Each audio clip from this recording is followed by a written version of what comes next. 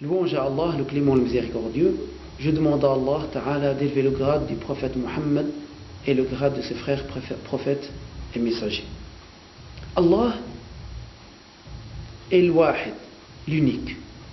Qu'est-ce que ça veut dire unique? Ça veut dire qu'il n'a pas d'associé et que nul ne mérite d'être adoré à part Allah Tabaraka wa Ta'ala. Dieu est unique par ses attributs, par ses actes et par son entité.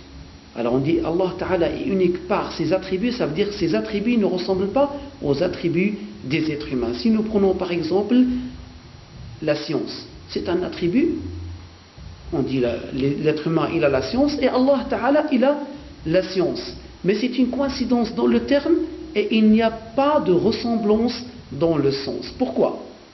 L'attribut de Allah Ta'ala qui est la science, on dit Allah Ta'ala connaît toutes choses.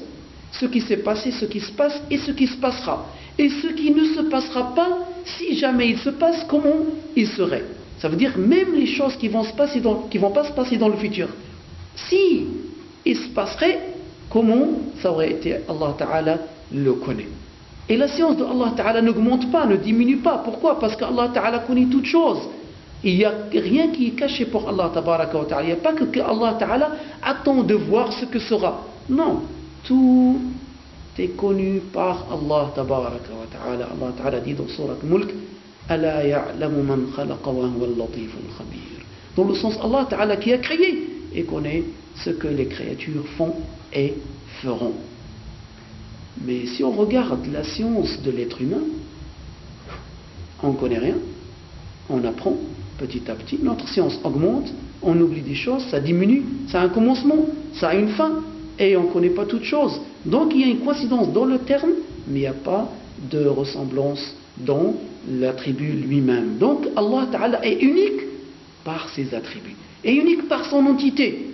Nous sommes des corps. Nous sommes une matière. Nous sommes des corps. Nous sommes des corps palpables, comme les êtres humains, ou les arbres, ou la terre. Mais il y a d'autres corps aussi. Une autre sorte de corps. C'est quoi? C'est le corps non palpable. Les corps non palpables sont les corps des djinns, des diables, les corps des anges. Les anges peuvent passer, ils sont à côté de nous.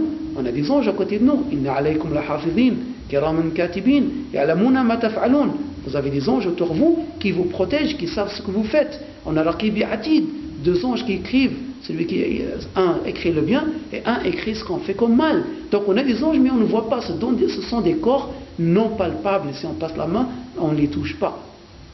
Allah Ta'ala ne fait partie ni de ces corps qui sont palpables comme nous, ni des corps non palpables. Il n'est pas un corps, et cela est dit par beaucoup de savants, à l'exemple de Abu Hamid al-Ghazali dans son livre Ihya Ulumuddin. Au début, qu'est-ce qu'il dit? Wallahu laysa jism, Allah Ta'ala n'est pas un corps. Ça veut dire ni un corps palpable, ni un corps non palpable. Il n'est pas une matière. Tout ce que tu imagines dans ta tête, Dieu en est différent.